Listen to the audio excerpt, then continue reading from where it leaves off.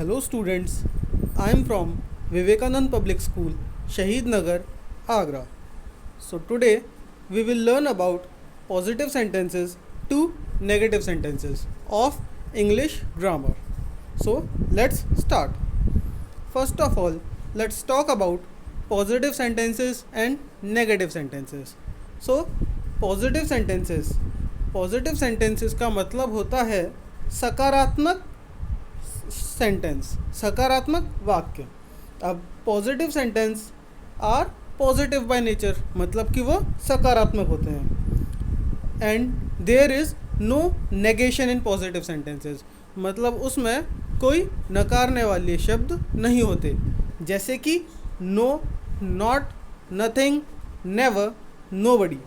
सो इस प्रकार के जितने भी शब्द होते हैं ये पॉजिटिव सेंटेंस में नहीं होते.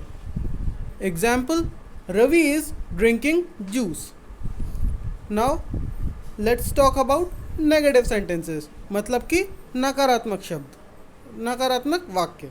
सो negative sentences are negative in nature, मतलब कि इसमें नकारने वाले शब्द होते हैं जो किसी चीज़ को नकारते हैं, जैसे कि no, not, nothing, never, nobody.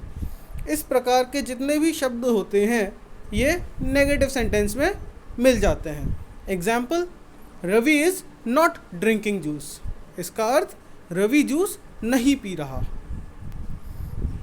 So now let's talk about basic rules to convert positive sentences to negative sentences, मतलब कि सकारात्मक वाक्यों को नकारात्मक वाक्यों में बदलने के कुछ नियम.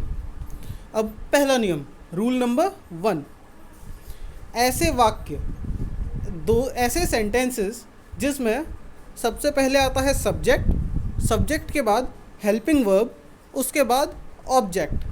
जैसे कि आई एम अ टीचर. अब आई एम अ टीचर में सब्जेक्ट क्या हो गया, आई, एम हेल्पिंग वर्ब और अ टीचर ऑब्जेक्ट. तो ऐसे सेंटेंस को नेगेटिव सेंटेंस में बदलने के लिए हम हेल्पिंग वर्ब के बाद नॉट का प्रयोग करते हैं. जैसे कि I am not a teacher, तो यहाँ पे एम हेल्पिंग वर्ब था, अब उसके बाद नॉट लगा दिया तो ये नेगेटिव सेंटेंस में बदल गया. और कुछ और एग्जांपल देखते हैं, जैसे कि आई वॉज अ कॉप, मैं एक पुलिस वाला हूँ. अब इसका नेगेटिव कैसे बनेगा, I was not a cop. तो यहाँ पे वॉज जो था वो एक हेल्पिंग वर्ब था और उसके बाद हमने नॉट लगा दिया. ओके, सो अब तीसरे एग्जांपल की तरफ बढ़ते हैं. I will finish the job. I will finish the job, मैं ये कार्य ख़त्म कर लूँगा. अब इसका नेगेटिव कैसे करेंगे, I will not finish the job. तो यहाँ भी विल हेल्पिंग वर्ब के बाद नॉट लगा दिया गया. तो पहला नियम हमें ये बताता है कि सब्जेक्ट के बाद हेल्पिंग वर्ब और उसके बाद अगर ऑब्जेक्ट आए तो इस प्रकार के वाक्यों को नेगेटिव सेंटेंस में बदलने के लिए हम हेल्पिंग वर्ब के बाद नॉट का प्रयोग करते हैं. अब दूसरे नियम पे आ जाते हैं. दूसरा नियम कहता है ऐसे वाक्य जैसे कि जिनमें सब्जेक्ट आता है, सब्जेक्ट के बाद हैज़ या फिर हैव का प्रयोग किया जाता है और उसके बाद ऑब्जेक्ट आता है, जैसे कि आई हैव अ कार. अब यहाँ पे सब्जेक्ट था आई, उसके बाद आया हैव और उसके बाद अ कार, वो आ गया ऑब्जेक्ट. तो ऐसे वाक्यों को हम नेगेटिव सेंटेंस में बदलने के लिए डू नॉट या फिर डज नॉट का प्रयोग करते हैं. जैसे कि आई do not have a car, तो हैव से पहले या फिर हैज़ से पहले डू नॉट या फिर डज नॉट का प्रयोग करेंगे. क्लियर? और हैज़ या हैव जो भी होगा उसकी जगह हैव का प्रयोग करेंगे. तो एग्जाम्पल में आते हैं, आई हैव अ कार. इसका नेगेटिव हो जाएगा I do not have a car. और he has a car, he does not have a car. तो यहाँ पे हैज़ की जगह हैव का प्रयोग हुआ. ही does not have a car, तो हैज़ को हमने हैव में बदल दिया। क्यों?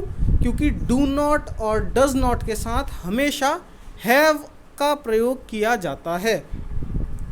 समझ में आया सबको? ठीक है, अगले में चलते हैं। तो रूल नंबर 3, तीसरा नियम। अब इसमें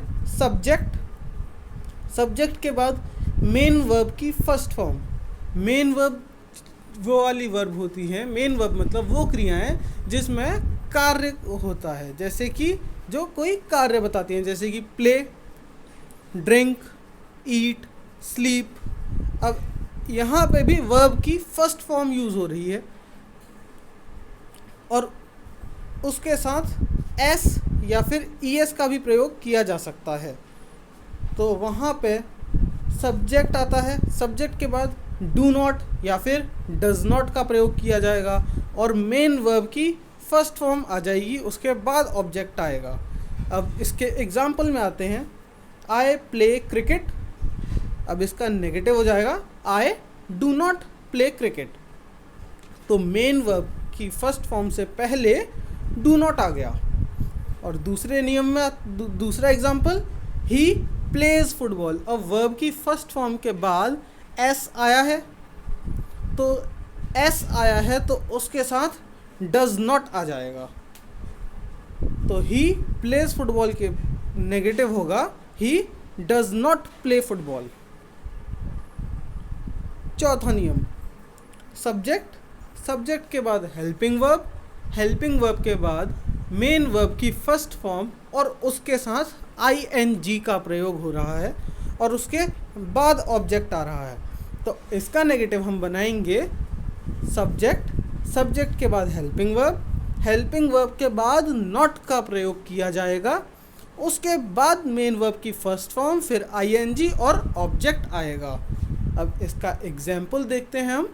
आई एम प्लेइंग क्रिकेट, तो आई आया सब्जेक्ट, एम आया हेल्पिंग वर्ब, फिर आया मेन वर्ब की फर्स्ट फॉर्म के साथ आईएनजी। तो प्ले मेन वर्ब की फर्स्ट फॉर्म, उसके बाद आया आईएनजी, तो प्लेइंग हुआ और फिर ऑब्जेक्ट आया क्रिकेट।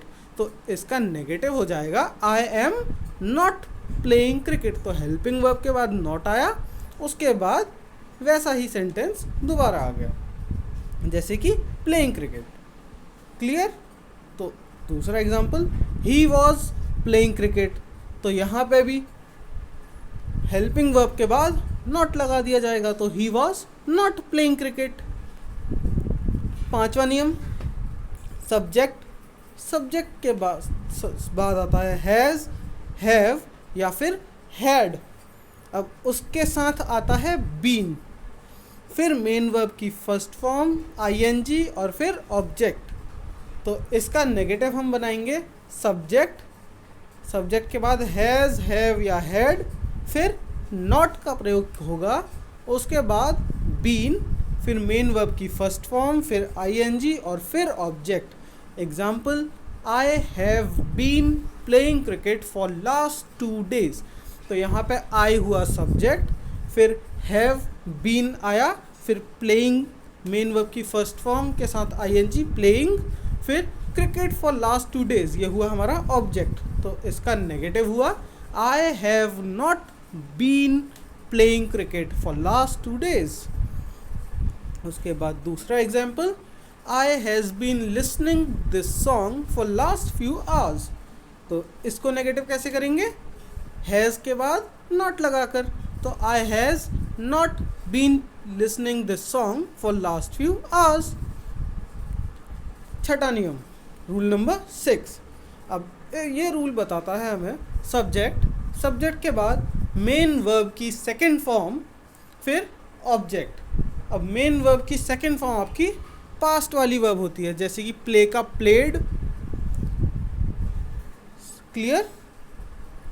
ओके, सो अब यहाँ पे मेन वर्ब से पहले सब्जेक्ट के बाद मेन वर्ब है, तो यहाँ नेगेटिव सेंटेंस में हो जाएगा सब्जेक्ट के बाद डिड नॉट का प्रयोग किया जाएगा और मेन वर्ब की सेकंड फॉर्म से मेन वर्ब की फर्स्ट फॉर्म में वो बदल जाएगी, उसके बाद ऑब्जेक्ट आएगा। तो आई प्लेड क्रिकेट, इसका नेगेटिव हो जाएगा I did not play cricket. दूसरा example, he jumped the wall, इसका negative he did not jump the wall. तो आप सबको ये चीज़ अच्छे से समझ में आ गई होगी। मैं आशा करता हूँ आप लोगों को ये अच्छे से समझ में आई होगी। अब ये कुछ प्रश्न हैं आप लोगों के लिए और इनको आपको नेगेटिव में बदल के देखना है। Thank you.